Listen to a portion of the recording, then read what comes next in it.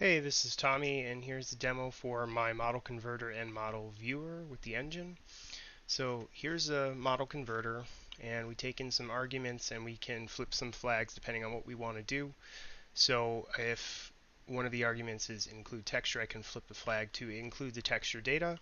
Otherwise, if you just want the texture data and no model data, we can flip that flag here, and depending on those flags, then you can do some stuff. So if you want the model data, so the texture only flag is false, we will go in and get the verts and the tries and sort them.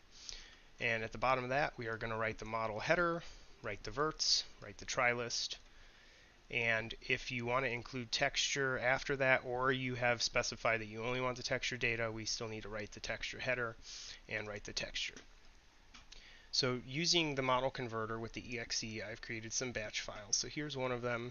This has 6 models in it, and the way I'm doing this is with calling model converter, saying I want to get the texture data from the spaceforgate.fbx file and the spaceforgate.tga for model data, and I'm piping it into spaceforgate.txt. I'm piping all of these into a text file just to verify data if something was going wrong. Then I use model header with vodka with vert types. I actually use vert types for anything that has to do with the model data. So model header, the verts, and the try list are going to be, the blows are going to come out of vodka, and they're going to have the name model header verts try list. And then for the texture data, I'm using vodka and doing text header blow, text data blow, and these are going to be texture type with text header name, text data name, and then I use Loo to create the custom .tdat extension and give it a name and a version, and then I delete the bins and blows for this whole chunk before moving on to the next chunk. So I'm going to do the Space Frigate, the Astro Boy, the Buggy, the War Bear, the Tropical Fish number 15, and a Chill Penguin, which is something I found from Mega Man Online. And the War Bear doesn't have as much here because the War Bear has multiple TGAs, so I decided to do those in a separate script,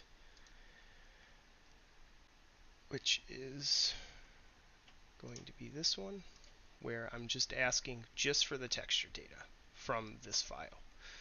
And I do that for the War Bear texture, the Polar Bear texture, the Black Bear texture, the Gray Bear texture. So if I run these scripts, let me make sure I clean. So let's do the texture only, and you'll see at the top, got these textures.tdat, and then my main script that does all the models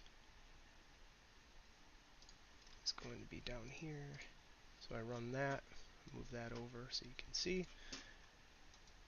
And if you look at the top here, it's going to start populating them as it works on them. So right now, just finished Astro Boy, we got that one up there. Currently working on Buggy. And done. So now if I take all these TDATs and the texture TDATs, and I put them in my engine source folder so I have them up to date, then we can run this. So as you can see, I have all the models on the screen, and I have a couple of cameras set up. So this is the default camera, and I have camera 1, camera 2, camera 3, camera 4, camera 5, camera 6. So we go back to the default one, still can drive the camera and rotate it through the scene. I also have made it so I'm using some different graphics objects and shaders. So the Space Frigate actually has lighting on it right now, and then I have 2 back here. I have an Astro Boy instance where he's using wireframe, and I'll reset that camera. We'll go back. I also have a Chill Penguin that's using wireframe. I've also made it so I can swap some textures. So if we focus on the bear a little bit, let's swap his texture. So he actually has the polar bear, the black bear, and the war bear and the gray bear. So right now he's on war bear. That's going to be black bear or gray bear. Then we have, well, that would be black bear. And then we have polar bear, and we go back to war bear. And then I also have implemented the hot pink TGA as a TDAT file. So that's read in with EAT, and I can switch that on this guy. So that's something you could use if can't find the texture or something goes wrong with the texture when you're trying to load it. I also have made it so that we can switch on and off the bounding spheres. So now they're off, and you can still drive through and take a look at everybody. And everything's moving and rotating. The buggy still has some problems with the bottom, but as we discussed, it seems that the actual model was just made that way. If I reset this camera, I can turn the bounding spheres on and off. And that's about it. I can switch the textures independently without messing with the bounding spheres. The bounding spheres are rotating with the objects. And I'm doing this by calling, I've included EAT, the library, into my engine and model viewer, and I'm able to actually read the TDAT files in using EAT and unpack them accordingly and get the data I need. Still need to work on some of that gimbal lock issues. If you notice when they rotate, they kind of bounce around and lock up. But other than that, the cameras seem to be working great, and the bounding spheres are fully functional, and texture swapping is still working out. So to dive a little deeper into how I'm reading the custom TDATs, so we can actually use the texture manager to read the custom files. Some of them will be texture only, while I can pass the entire binary that has model and texture data in it to the texture manager, and it will still only get the texture information out correctly. So we go look at that. I have a method called GLT read TGA bits EAT. So it's basically the same as the old GLT read TGA bits, except I'm now using EAT instead of the files. And what we're going to do is call EAT on the file name we want, which is the TDAT. I'm looking for texture type for chunk type, and I'm looking for a chunk named text header. I passed it the buffer and the chunk size, and we checked that it's true. And I actually reworked, or ended up reworking, EAT a little bit. So I noticed it wasn't a problem, but I feel like it could be in the future. It was returning false only if it could not find the specified file name. But it would still return true even if it couldn't find this.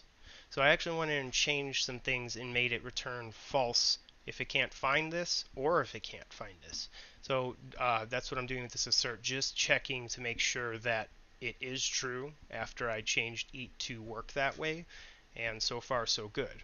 So then I'm going to use that buffer and this TGA header and copy the data for the size 18 of the TGA header into this TGA header object, and then set the data accordingly, check the bits, get the image size, and then I'm going to do something similar where I call EAT on the same file, but I'm now looking for the text data chunk of texture type, check that it's true, make the buffer and copy it in, and proceed normally. Now I'm doing something similar for the model data, and I have a method that I call EAT from file, and that's going to work same way, except now it's with model data. So I make the chunk the buffer and chunk size. I have the TDAT going in. I'm now looking for vert type chunk types and the model header chunk name. And then if that's true, I'm going to copy the size of a model file header into this guy, and then set this data for the number of tries, number of verts, and then continue, get the verts by name verts, and chunk type verts. Like I said, for all model data I'm using vert type, and then I make the buffer of verts, copy the data into there, and I do the same thing for tries, and then we update the bounding volume. I tried to get the update for bounding volume working in the converter itself, and I was really close, but I ran into some issues with the math library, and I think I'm going to actually have to port over the actual math library code instead of the library itself. So I'll have the source code in there as well instead of just the libs and the includes. And then I do some cleanup and delete the buffers, delete the chunk buff from the top, and that's going to take place when I make the models with the TDATs and when I make textures with TDATs in the texture manager. And then I'm making the objects and making the spheres that are going to actually bind to them. So if we run this again, we have the fresh TDATs in the source folder for the engine or viewer, and everything should be good to go with all the cameras. So I have, like I said, I have all these cameras. I can turn the bounding spheres on and off. I can switch textures on a few things. Everything's moving, and everything looks pretty good.